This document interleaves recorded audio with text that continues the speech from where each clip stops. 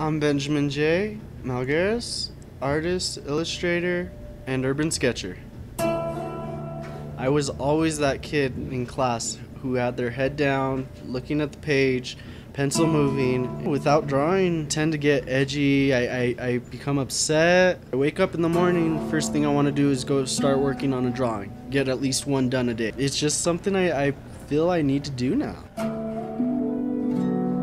I made it up Melgares Monday. My Monday to go real quick, grab a latte, treat myself out to coffee. In all reality, it was simply a reason to go out into town and draw people. I've looked back, sat down, analyzed my life, and was like, hey, this is really what you've always wanted to push for. You have to become an artist. I mean, there's so many little things that people overlook that don't get noticed. I like to think that I capture those moments and get to foretell that story with my images. If you went out into the woods and everything and sketched, it's still sketching on site, but it's not exactly urban sketching now, is it? And that's one reason I tend to try to stray from the actual title of urban sketcher, is just because I like to think of myself more as just an illustrator of life.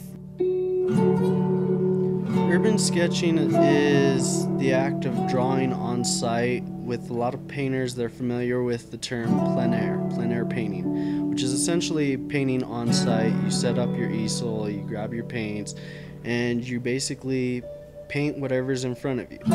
With urban sketching, it's the same concept, just generally you're using pencils, pens. Some urban sketchers generally like to go back through and add watercolors, some paint, and just give a little bit more tone and depth into their work. But regardless, I mean, from the get-go is I want to be an artist. That's what I want to push for. Challenges? Constant change. I could be on the corner of a street drawing a building, and lo and behold, a suburban park's right in front of me, and there goes my building view. And that's one of the hardest things, is really trying to capture the moment, doing it quickly. In the same sense, that's one of the strong points of the style that I'm working with, is you're very limited sometimes as far as time goes. That truck parks in your way, boom, there goes half of the time you spent outlining or throwing in the first layer of watercolors. At the same sense though, it can add a dynamic that you can't really compare to with studio work. People walking across the street, it gives it so many dynamics that it adds to everything. Someone that sits right in front of you could make or break a piece, really. I mean, it adds a little bit more of a story. What are they doing? Where are they going? What's going to happen? The general ongoings of the people, what they're like, what they're going through. When you go to a spot, you can somewhat pick up on the characteristics and I guess you'd say the history of it. Just by being around it all, you feel that rundown, you feel that age that's come with it.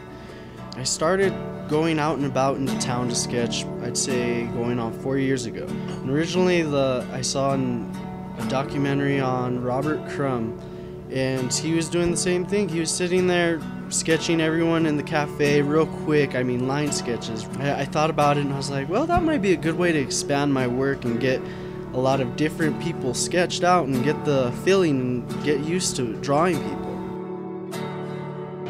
It's so interesting to come down here and draw people. It's the main reason I come here, is to watch people. I mean, every style is real different, but they're all the same, being that they allow whoever's looking at their work to see a different part of the world. At the end of it, they have this diary, this journal, which they can hand to someone, and this person can look through, touch the pages, feel the saturation of all the watercolor that was laid down. And when you're holding someone's sketchbook, you know they put time into it. You know that they put their heart into it.